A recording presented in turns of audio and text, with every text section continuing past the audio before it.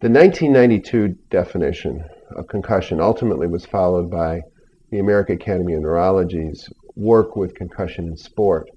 And that really did, in fact, begin to change the definition of concussion. That ultimately has now turned into something that is far more meaningful than some of those early works, and it's called the heads-up brain injury in your practice, which is something that's produced by the CDC. Most of that work has focused on concussion in sport. Through that work in the early 90s, they developed the concept that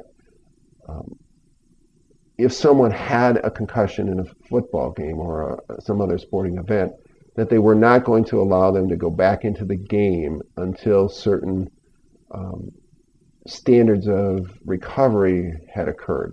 That ultimately led to a practice parameter for concussion in sport from the American Academy of Neurology, and something called the Sports and Concussion Guidelines. Now, the Sport and Concussion Guidelines for the field in which they work are really a terrific development. They require an analysis of the continuing recovery of someone before they're allowed to return to the game. In practical reality, they're not followed the way they should be, but at least they create an outline. They create a structure for determining whether or not concussion is something that needs to be taken seriously.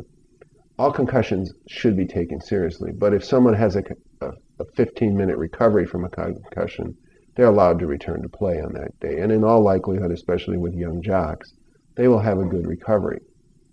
But that work with concussion in sport, the work that was done in terms of the what I will call the serial evaluation of athletes, meaning they went back day after day and did an analysis of their condition, has now started to leak out. It's not completely been adopted in the regular brain injury practice outside of sport, but it has started to have its impact. And one of the most significant impacts it's had is that now the CDC has published this book, Head Up. It's actually a box. I don't have the box right in my hand. I've got the brochure from inside the box.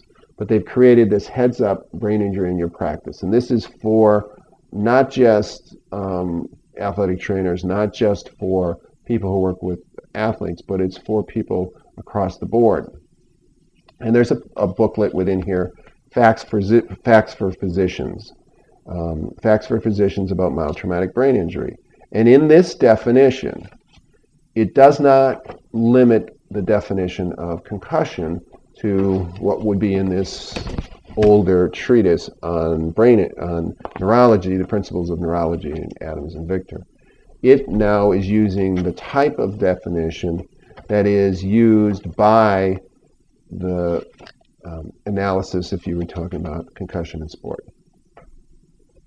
That's the basic introduction to where we stand as we begin to look towards the future of diagnosing mild brain injury.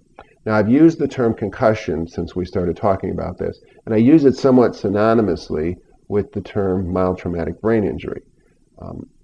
In essence, a concussion is a mild traumatic brain injury. And they two terms really do mean the same thing.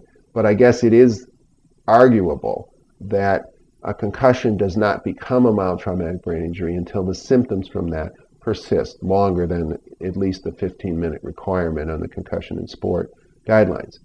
A concussion does involve injury to the brain. The kind of concussion that involves injury to the brain that we would be concerned about in my practice as a lawyer who primarily represents people with mild brain injury is the kind of concussion where the symptoms are there the next day. They're there the next week, they're there the next month. And the problem in determining whether or not someone is going to have a disabling concussion on the day of their accident is it's not the symptoms on the day of the accident that are significant. It's the symptoms 15 minutes later, which of course is still the day of the accident, but primarily the symptoms 24 hours later.